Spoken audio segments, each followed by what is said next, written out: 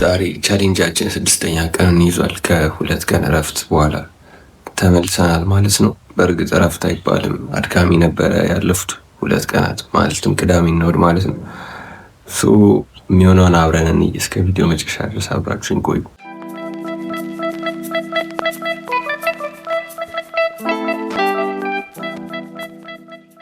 ጋይስ አሁን ሳይን ቋጥር ያለው የሚቀረኝ መውጣት ነው። የትራንስፖርት ሁኔታውን አይተን የምንሄድበትን የትራንስፖርት አማራጭ ዛሬም ወጠን የምንወስን ይሆናል። ሰኞ ከመሆኑም አንጻር እንዲሁም ደግሞ ሰዓቱም ትንሽ ገፋ ብሏል። 12 ሰዓት አካባቢ ምናምን ሆኗልና ታክሲ ማገኝ አይመስለኝም።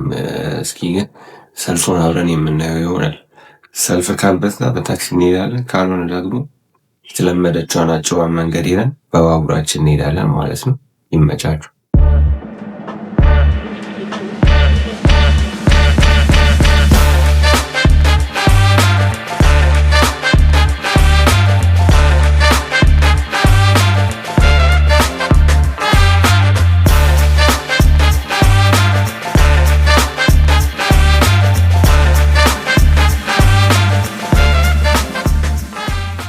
ጋይስ ያለፉት 2 ቀናት በጣም አድካሚ ነበሩ ለእኔ ከመናግራችሁ በላይ። ቤት መቀየር አለብኝ እና በቅርቡ አዲስ የሚከራይ ቤት ፍለጋ ተንከራተትኩ።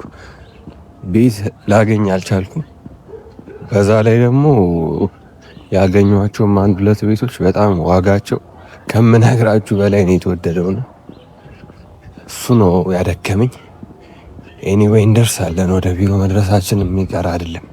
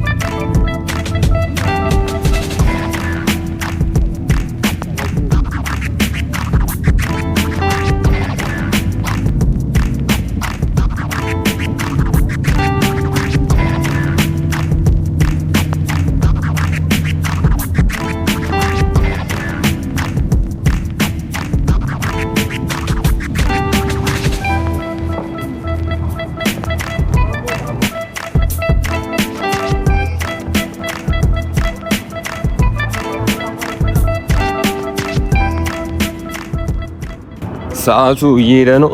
ያው በጊዜ ለመድረስ ጥረት እናደርጋለን እንደተለመደው 2 ሰዓት ሳይሆን ለመድረስ ማለት ነው ወደ ቢሮ። ሌላ ምንም አማራጭ የለንም ጋይስ። በጊዜ ከመድረስ ውጪ ምንም አማራጭ የለንም።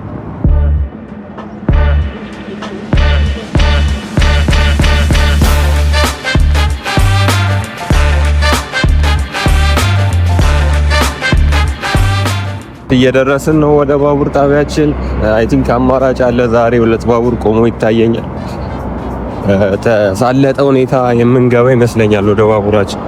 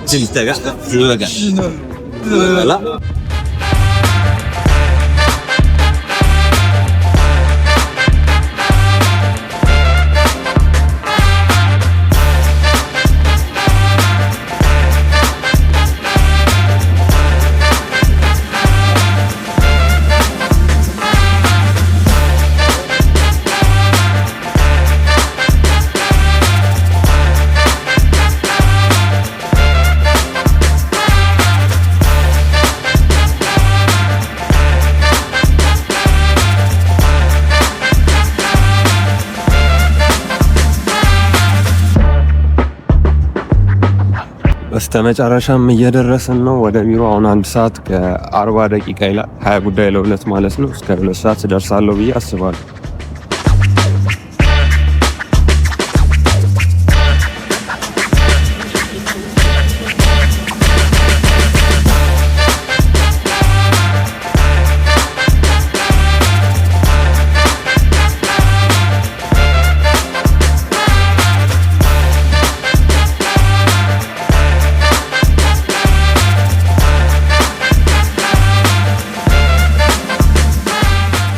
በጊዜ ካልገባችሁ በጣም ሬር ውስጥ ብቻችሁን የምትሆኑበት ሰዓት ለዚህ በቅተናል።